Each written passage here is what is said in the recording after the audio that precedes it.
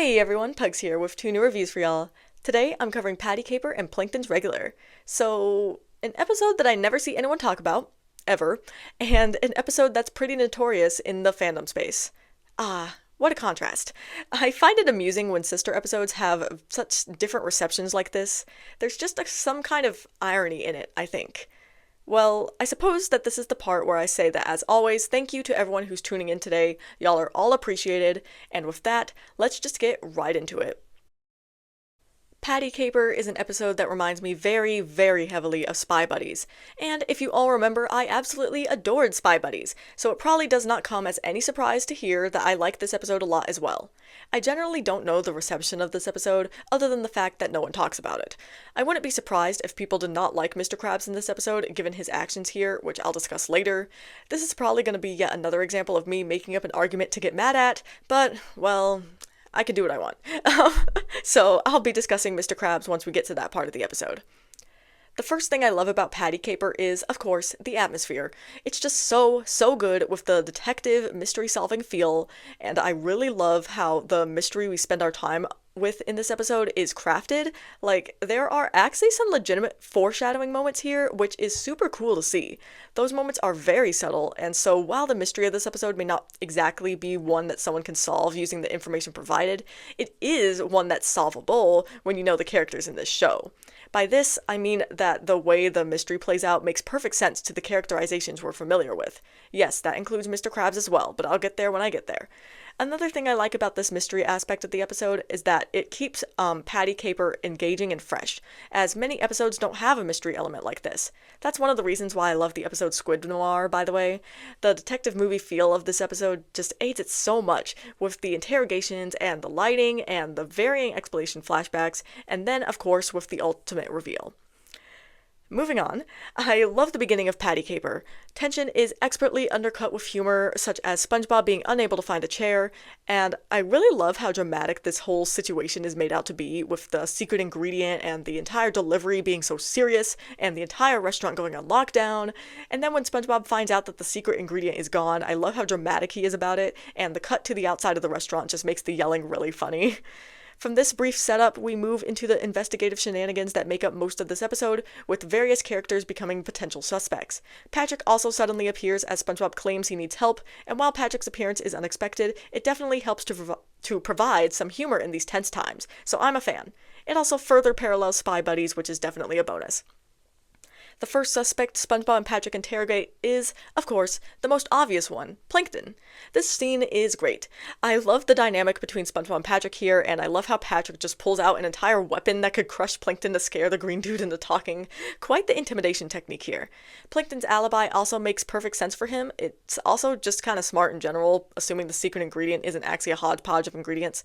This part is really funny too, and so this scene serves as a good preview of the kinds of scenes we'll be viewing as the episode progresses.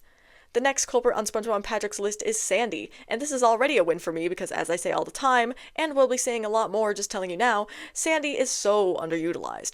This scene is similarly hilarious, and I love how Sandy completely demolishes SpongeBob's entire case against her in about 5 seconds. The way SpongeBob imagines Sandy stealing the ingredient is pretty entertaining because of how absurd it is. These running imaginary scenes continue to be absurd and hilarious throughout the episode. Next up on the suspect list is Gary, which, hey, that's another instant win for this episode. Love seeing my goat here. This part, just like the previous ones, is freaking hilarious, especially once SpongeBob gets started up with his nonsensical imaginings again, and I love that the reason SpongeBob realizes that his story is unrealistic is because he pulled up his sock, not, literally anything else like Gary having acid eyes. I also like how this imagining specifically makes it about as clear as possible to the audience that the culprit won't be from any of the people SpongeBob suspects, because we watched the entire delivery scene ourselves, and none of these details SpongeBob is coming up with were present.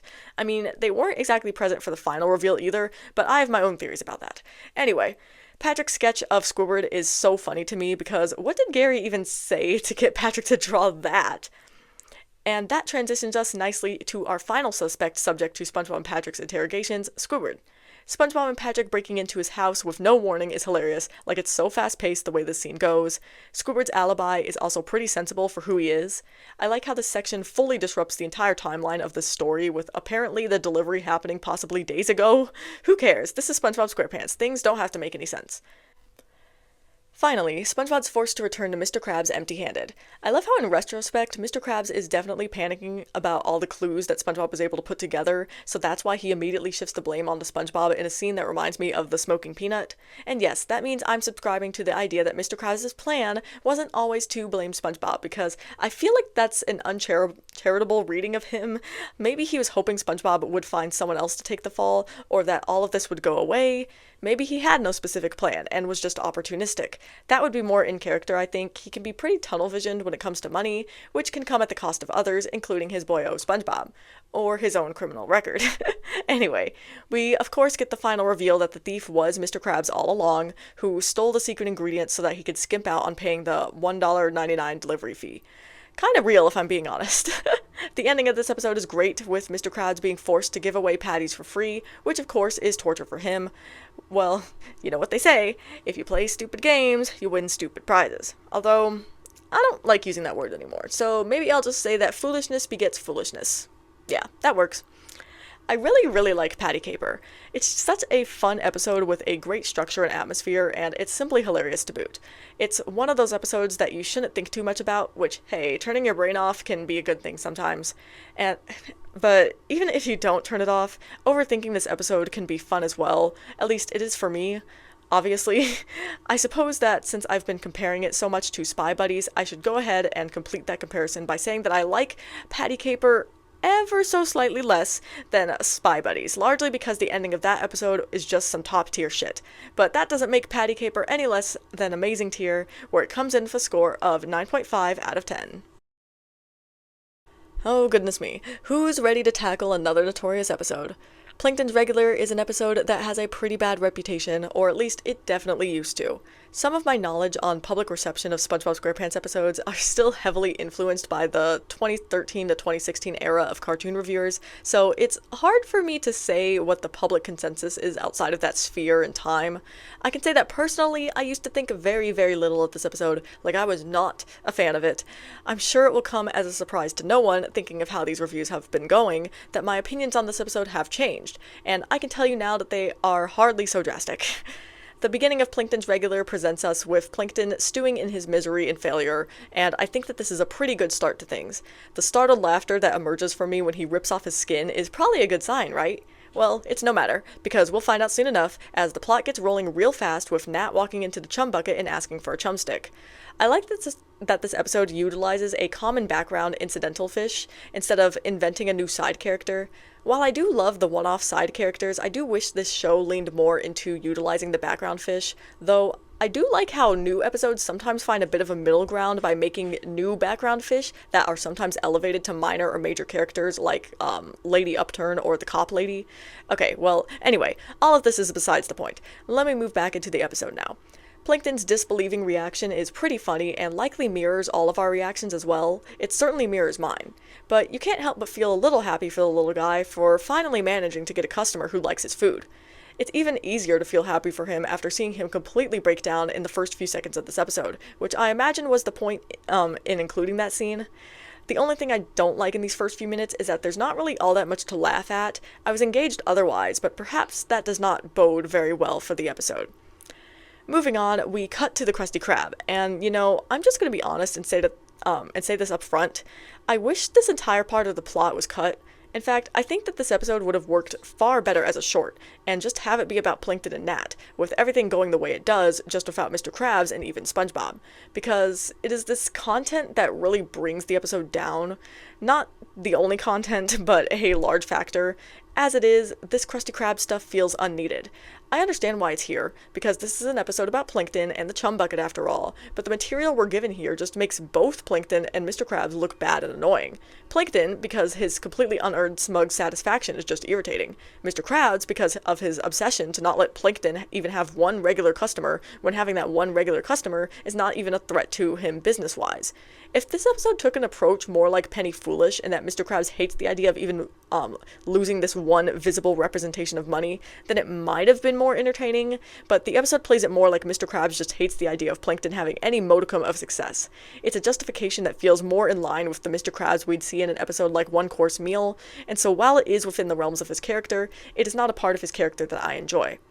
From here, Plankton's regular turns into a bunch of predictably unsuccessful attempts by SpongeBob to get Nat to go to the Krusty Krab instead of the chum bucket. And there are very few moments throughout these minutes that are funny, not to mention that I'm hardly entertained. The part where SpongeBob trips has got to be the worst offender out of all of them because it drags on for way too long. The part where where SpongeBob, replaces Karen, on the other hand, was pretty funny for how low-key twisted it was. Another gag I liked was the idea light bulb eyes. And I also liked how there was a little bit of foreshadowing in Nat saying that the chum from the Krusty Krab was the second foulest thing he's ever tasted. Like, that's actually kind of clever, and I really like that. Once we get the role reversal between Mr. Krabs and Plankton in earnest, it occurs to me that this isn't as fun as I'd expect it to be. Like, a proper Mr. Krabs and Plankton role reversal should and would be super entertaining, such as in The Algae's Always Greener. But what we see in this episode is not that, because of what I said earlier about both parties being irritating to my very soul. Additionally, I don't even get to enjoy the true role reversal for very long because Mr. Krabs and SpongeBob's attempt to steal Plankton's formula is foiled in like 30 seconds. Plankton's gloating here is again irritating. At least SpongeBob makes things more enjoyable just by being his cheerful self. Finally, the episode has one last little gift to give, and that is the final, rather notorious reveal that Nat was actually paid by Karen to regularly eat at the chum bucket just so Plankton would stop complaining about his failures. The poor guy even had to get his stomach pumped multiple times for this. Upon learning this information, Plankton starts crying just like he did at the beginning of the episode, mirroring it nicely, and this time Mr. Krabs is there to enjoy every second. This ending is, or at least was, notorious because of the perceived mean-spiritedness of both Karen and Mr. Krabs here. As for myself, I'm rather disappointed. Not because the ending is bad, but because I was expecting to feel more upset about it than I actually did. Honestly, I think that Karen is completely valid for doing this. It's well within the bounds of her character, as a character that goes between supporting Plankton's plans and wanting him to stop being so obsessed with the Krabby Patty formula. And I too would be quite annoyed with Plankton if I had to hear him complain every single day. If only he'd let go of the chum idea. As for Mr. Krabs, well, I already said he was annoying in this episode, so I don't think I need to further elaborate there. As an episode, Plankton's regular had potential. Not a lot of it, but it definitely could have been more than what it ended up being if Mr. Krabs and Plankton weren't so damn insufferable here. I also think that my idea of making this episode a short could have been helpful. As the episode is, the only source of enjoyment I really get is probably SpongeBob, who is not annoying at all, and he plays a similar role here as he does in the extremely infamous episode One Course Meal. There's also a couple jokes here and there that I enjoy, but they're far and few in between. That's why this episode is going in my mediocre tier, where it comes into a score of 5.5 out of 10. As always, I'll be ending this video with some closing thoughts of mine. Just like in the previous video, I kind of don't have any. All of my tangential ramblings were already included in the proper reviews, so I know for sure I've got nothing else I can say about Patty Caper. As for Plankton's regular, I suppose I could always spend more time thinking about the old infamy of this episode. After I had written the script for this video, I did go ahead and look at the discussion page on SpongeBob Mania to see what more recent opinions on this episode are like. Also, just a side note, but I know I can always look at the SpongeBob wiki as well, but I feel like the comments on that website are stuck in 2014. Anyway, I can see that people certainly still do not like this episode that much. Opinions can vary, or they do vary, between seeing it as meh and seeing it as utterly horrible, but I'm certainly not seeing any positive thoughts here. Not as many people liken this episode to One Course Meal as I expected, though, because I feel like there are some real similarities. Man, it's gonna be real funny when I get to that episode, for a lot of reasons. Anyway, I already explained my qualms with Plankton's regular, and there really aren't many others to explore here in these episode comments, so I suppose that means that now's the time to wrap things up, so I'll go ahead and do that, and I'll see y'all in the next review.